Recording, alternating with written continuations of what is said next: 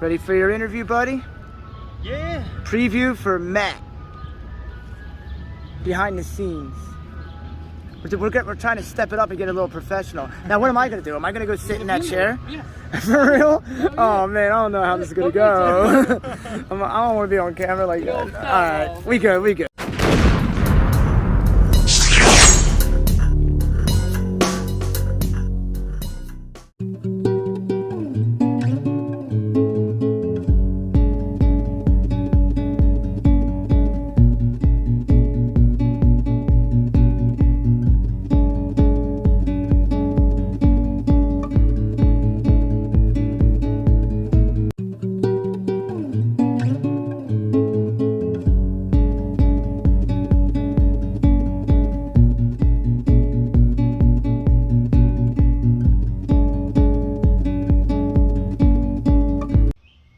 Hey guys, what's up? My name's Tommy D. I have a channel called Talking with Tommy D. I want to encourage you guys that watch these videos to please subscribe to my channel. Hit the like button on the videos, leave a comment, and encourage you to support the Kensington outreach that I do every Monday in Kensington. I appreciate you guys watching. The videos that I show are about my life here with my boys, my life in my recovery, and Kensington, the life that I used to live when I was down there. I go down there for each week to give back to the community that I once exploited. I try to help as much as I possibly can, inspire a little hope into somebody, and possibly make a change, and do what I did, climb out of Kensington. So the videos that I show can be very graphic. Please watch them with some discretion. But it's real life awareness about what's going on. I appreciate everybody. Please subscribe, hit the like button, and have a blessed day. Start it up. I just hit it. Alright, salute everybody in YouTube world. Welcome back to the channel. Tommy D here from Talking with Tommy D. We're back doing another update with Matt out in McPherson Park, Kensington, North Philadelphia. So what's up, Matt? How you been? Good. What's the last week been like out here? Better. Has it? Yeah. Were you able to get running into some money? Yeah. PUA money? The card or whatever? Well, we're actually, when we leave here, we're going to get her card. Okay. So, been working a little bit. You've been working? You've been able to find work out here? What kind of work you been doing? Regular work or side, like street work? Street work? So that's basically what you do. You sit out here, you work the block, and you make enough money to get by throughout the day, right? Yeah. Where have you been sleeping? I'm actually sleeping at my boy's house. Okay. Is that a steady place to stay? Yeah. Yeah. So that's where you're at now, basically? Yeah. Couch surfing at your boy's house, coming out here each day, using the PUA money that you do have, but that may run out eventually. Do you have any plans? I remember the last time we talked to you, your wife, she was upset. She wanted to go to rehab. How does she feel now? Has any of that changed? Has the urgency stepped up, or has it became a little bit easier out here? It's not that it's become easier. She's tired of it, honestly. She still wants to go. Do you think you're gonna go? Yeah. Yeah, it's getting old. Have you seen any violent things happen out here? Not really. Seriously, it's been quiet? Nothing that I see. I mean, I've heard of things. I haven't seen nothing. So it's been relatively not such a hard week for you. Yeah. So then does that make the urgency not as bad? Because I know, like, that was like when it was not so hard for me to want to get out of here, when things weren't any hard, when I had money like that. Do you have any other, like, urgencies to want to get out of here? Have you talked to your boy? Yeah, I talked to my son the other day. What did he say? I mean, he doesn't really know what's going on. I don't really... He's 8, right? 8, yeah. tell him what's going on. I don't want him to know. He just knows that you're not there, kind of. That hurts. I get it. Yeah.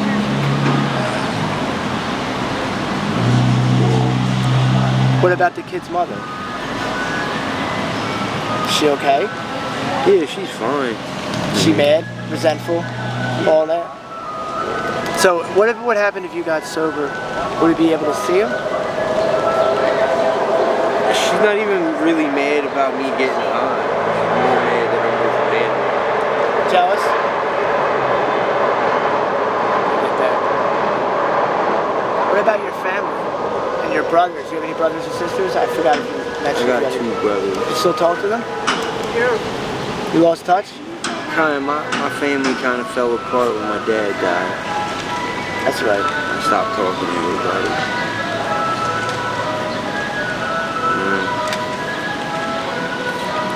Do you have any type of urgency to want to break out of that cycle and live a different life? I mean, like, honestly, I never needed anybody. Yeah.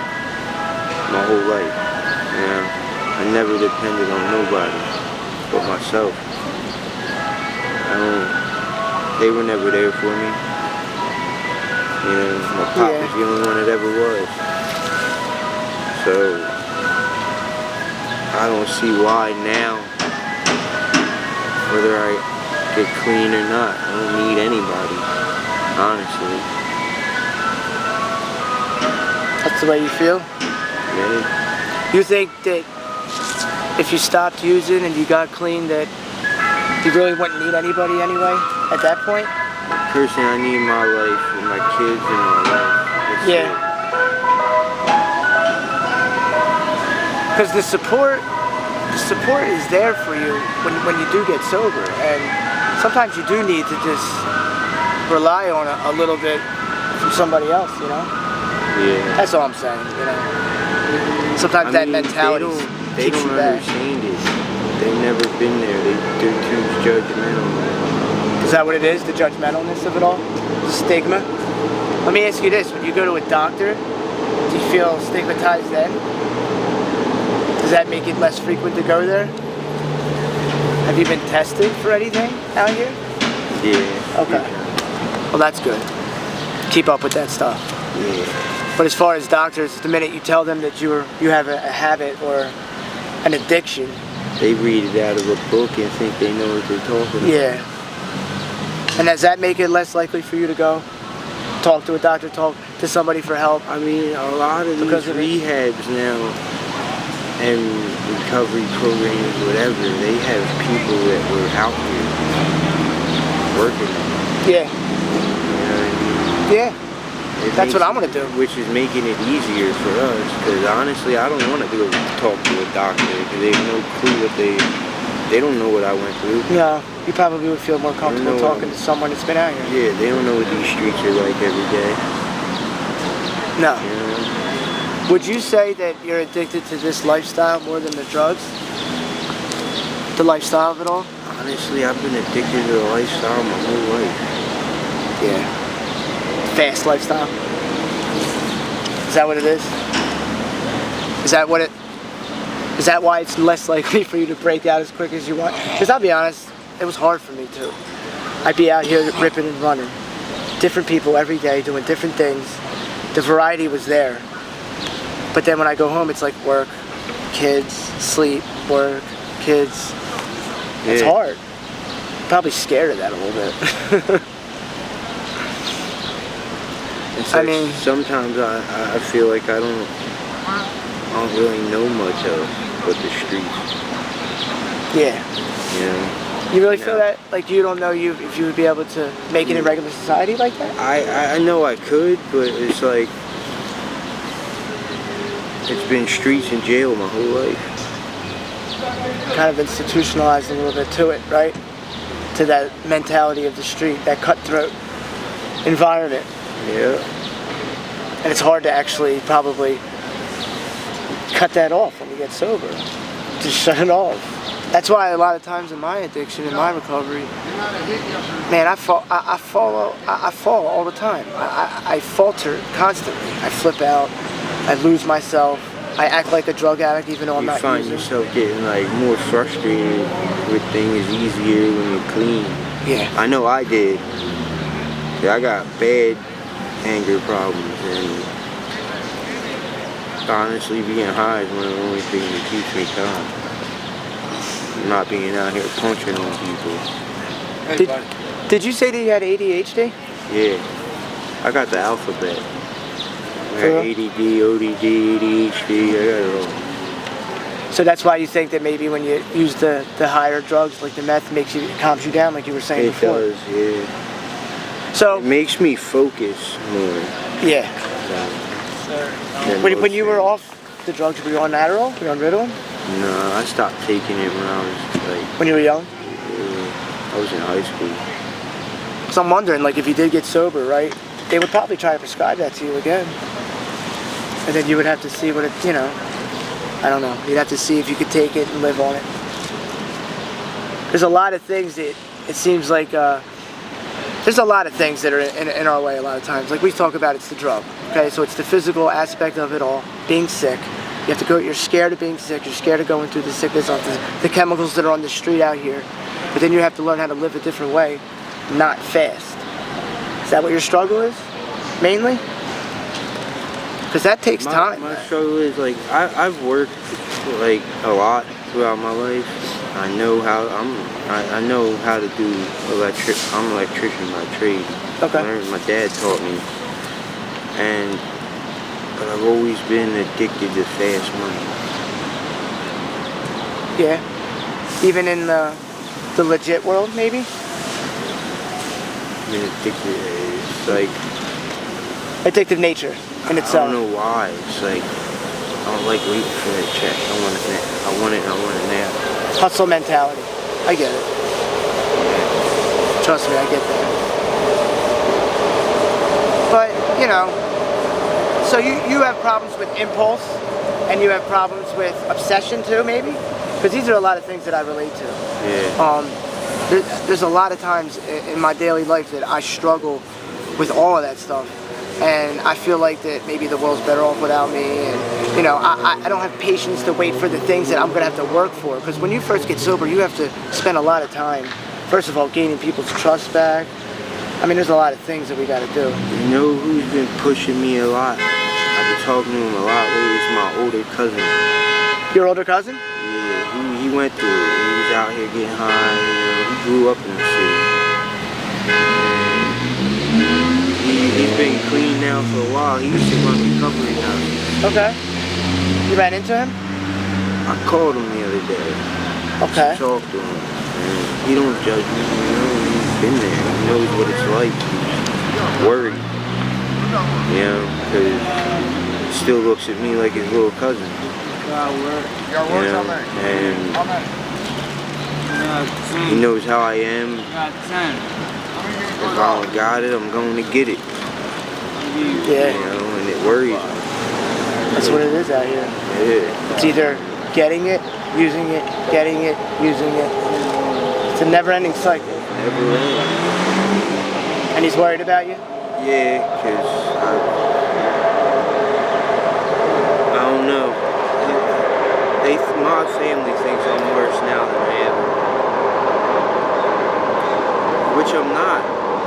Honestly, if you look at it drug-wise, I'm not. You've been worse? My habit's been a lot worse. I've been at 3-4 bundles a day before. Wow. You know, robbing everything moving just to support my habit. Wow. You know.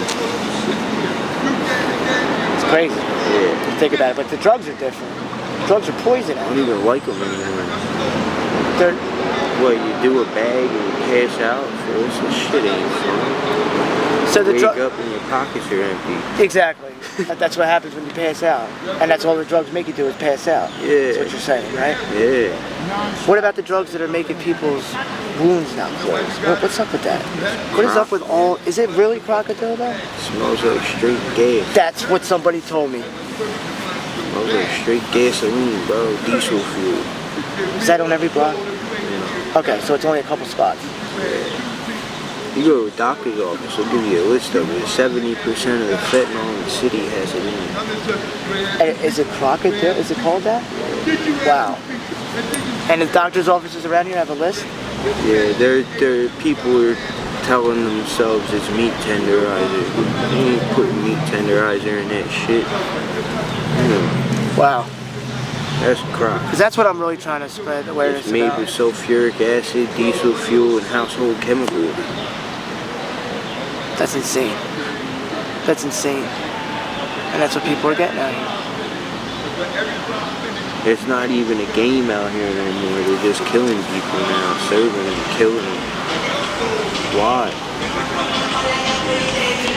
I don't know why. Life expectancy on somebody that does that is 8 months. 8 months? For real? Overdoses constantly? They keep doing it. Is it more addictive? 10 times more. That's why. And that's why people are... Because I'm watching people, even though you're telling me all this, they're going back to that block. They want that. They're still doing it. They're going past other places. It's terrible. Yeah. So it's I that don't care addictive. how good it is. I can't do that to myself. I can't. I couldn't let my wife do it to herself. You know what I mean? I look at these people and I'm like, it's not even like a fun high no more. Like, what happened when dope was dope? Brown. Real. Good. You got a rush off of it. You didn't pass out. You know? No. So let me ask you this real quick. When you wake up till you go to sleep, what's the normal day for you like out here? You say you spend the night. Oh, also, you connected with your friend and his wife. Remember, you're a good friend. They come over here with. Yeah. How's he doing? Have you talked to him? Yeah, they called and checked on me every Okay. day, making sure I was alright and all that. So you've been in touch with them? Because they sound like they could be a resource for you. They are.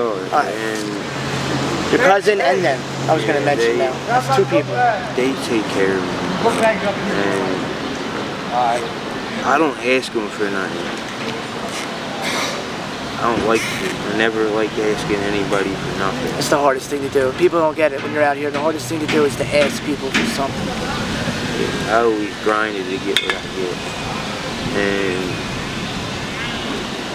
And my boy's wife yells at me when I don't ask her. Right, I wasn't rather sure. me ask her than stick somebody up or take it from somebody. You know? That's crazy. They've been out here. They know it. She's got 12 years clean. Without any substances like methadone, Suboxone, she's clean. NA maybe or? Once in a while, Okay. she works for RHD out here. Is that a rehab? It's like a recovery program. Outpatient recovery. They help you get inpatient. Nice. That's a good job for her. She got a lot of She resources. cares. She could help you. Yeah, she looked into a lot of shit for me. 'Cause I got a lot going on, not just got parole to worry about. Yeah. Have you talked to your parole officer? So you absconding right now? Yeah. 2 years, Wow. 7 violations. So basically, if they catch you, you're going in. A long time. Really? Is that what one of your fears is about going to rehab? Do you think that They can't. they can't? That's what I was just going to tell you. HIPAA law. It is HIPAA law. You're safe when you go there until you get out. Until I get out. But at least you can go there and get well enough to go in. I A mean, lot of people were telling me to go during the coronavirus, but I was in my that situation. with my charges and my record, my background, they'd have locked me up. Yeah. They wouldn't let me go. It's my 7th violation. I'm looking at an automatic 2 to 4. But you never know, because sometimes you get a sympathetic judge.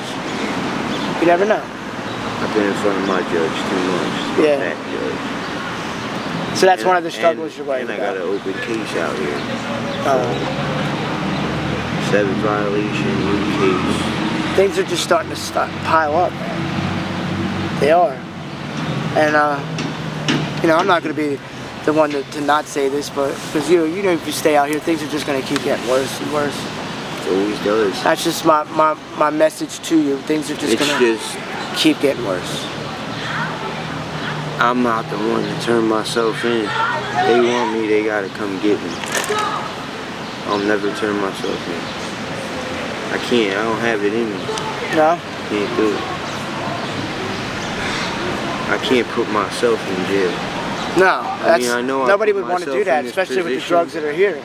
Being put sick. myself in this position, but I feel like they gotta do their job. They want me to come get me. Yeah. I ain't You're not gonna go turn yourself in for it. I get it. Trust me, I get it. Especially knowing how much time I'm looking at. Well, it's a lot, and that's what you're afraid of. It's not like being afraid. I want to stay safe. I want to be done with the county. Do you think that would help you ultimately? Yeah. Because it would straighten you up. You get some structure in your life. It's not just that, man. It's like that's one of the main things that fucks me up is parole. Yeah. You want to go max out. Once I fuck up, fuck it. I'm on the run now. I might as well get high. And then there goes that's when the run starts. I kind of now I get your scenario a little bit more. Yeah. Now I get your situation a little bit more. Cause I'm on parole with that Montgomery effort County. attitude. Okay. So it's like Montgomery County is fucked up. They violate you for anything out there. Yeah. Bucks County too. Any of the counties. Urines, like they don't want to get you help. They want to lock you up for a hot urine. No, I'm not with that. It don't make no sense. No. I've asked my PO for help and literally got locked up. Booked me. Asking because I relapsed and wanted help. Yeah. He put me in jail. Did 10 months. A lot of times they don't even understand what the situation is, you know? Set for 10 months. A lot of the people in jail are in there for narcotic violations anyway. Yeah, it's like, in my background, like, it's bad. Like strong arm robberies on there. And all as a result of the addiction? Pistol whip people and other stuff just being bad? I used to run money for people. We used to collect money for people. Yeah, alright, I got you. Back in the day. Allegedly you got into some dirt. Some bad shit. Alright. So, basically you're just living day to day out here? Yeah. And trying to. I haven't really been struggling this week. Yeah, I remember you saying that. So, it's been looking a little better. The wife's a little bit happier. Yeah. Happy wife, happy life. Yeah? I guess that's the way to look at it, huh? Well, I'm going to end the interview now. I'm going to try to catch up with you next week if I see you. I'm going to give you a card with my number on it. I want your wife to have it too. And if you guys have any inclination to want to get into treatment or anything like that, just please call me. Alright? Yeah. Salute everybody. Thank you. Alright, cut that off, man. Thank you.